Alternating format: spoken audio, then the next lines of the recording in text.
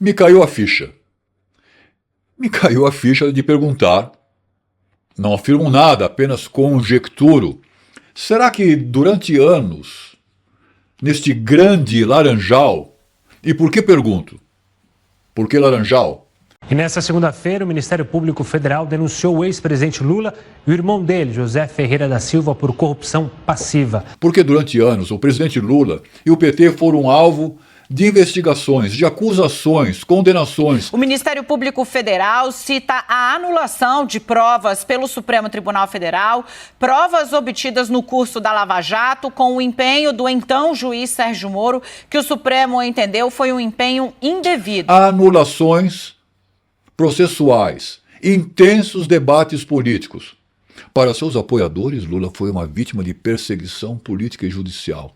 Mas para seus críticos, muitas perguntas continuam sem resposta. Operação que atinge diretamente o coração do INSS acaba com o afastamento do presidente do Instituto, envolvendo mais de 6,5 bilhões de reais do INSS. Quando surgem notícias sobre sindicatos, estatais, fundos públicos, bancos, indicações políticas e figuras próximas ao governo, uma parte da população se pergunta: será que isso tudo é apenas coincidência? Ou será que existe um sistema de poder que protege seus próprios integrantes?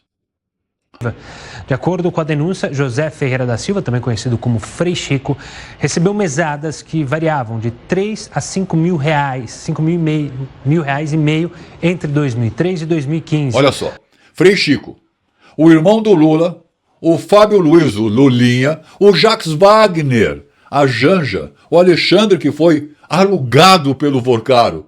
Sabe o que é inafastável? Corrupção do PT, corrupção de Lula. Aonde tem Lula e o PT, tem corrupção. E é isso que o Brasil cansou, encheu, chega. Será mesmo que foi? Será que ele foi mesmo alugado? Será que eles são laranjas arrecadadoras do Lula? Será que há um grande esquema de corrupção?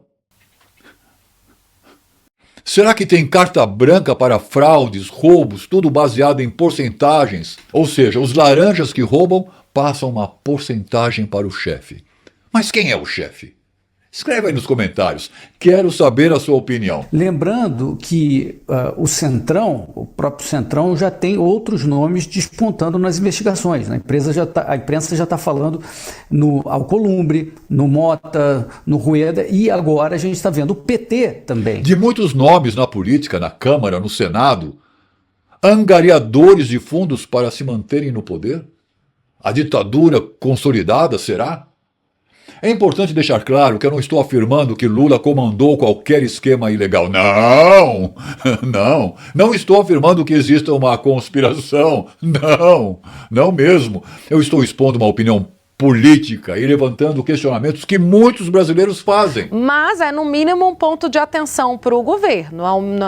Se não for uma implicação jurídica, criminal, uma implicação política. A gente viu como o ministro da Justiça, o próprio Vinícius Carvalho, da Controladoria Geral, fez questão de, ao abordar o assunto, reiterar o compromisso do governo com o combate à corrupção. Qual é a responsabilidade do governo quando surgem denúncias? Qual é a culpabilidade dessas figuras próximas ao governo quando são denunciadas? Blindagem? Até que ponto o presidente deve responder pelos atos que aliados políticos ou laranjas, que são como sicários que se sacrificam pelo chefe? E INSS, agora, é mais um desgaste para o governo do presidente Lula. A gente teve um ministro indiciado pela Polícia Federal, o ministro Juscelino Filho, das Comunicações. Quando escândalos atingem pessoas ligadas ao poder, estamos diante de fatos isolados ou de um modelo político quebrado, podre, e que se repete. Então, quando aparece casos como esse do Jacques Wagner, nós entendemos por que é que ninguém do PT assina uma CPI do Márcio, porque meu sonho sempre foi, eu falava, olha, eu quero eles sentados aqui, Augusto Lima, Vorcaro, sentados aqui, nessa bancada de uma CPI no Congresso Nacional para que ele responda qual é a relação dele com o Flávio Bolsonaro. Ele vai falar, foi a questão, né, do filme, coisa privada, nada de errado, sem contrapartida, 2024, o governo não era mais Bolsonaro. E perguntar qual a sua relação com o filho do Lula, qual a sua relação com o Jacques Wagner, qual a sua relação com o Rui Costa, qual a sua relação com o Guido Mantega, qual a sua relação com o Lewandowski.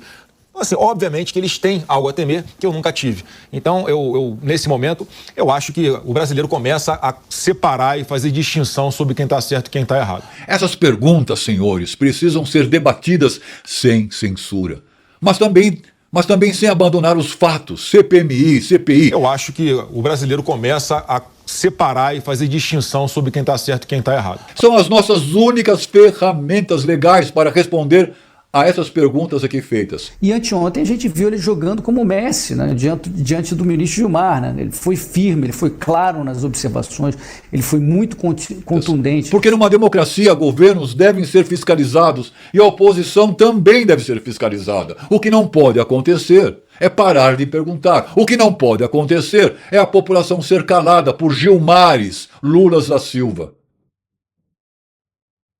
Até a próxima ferroada.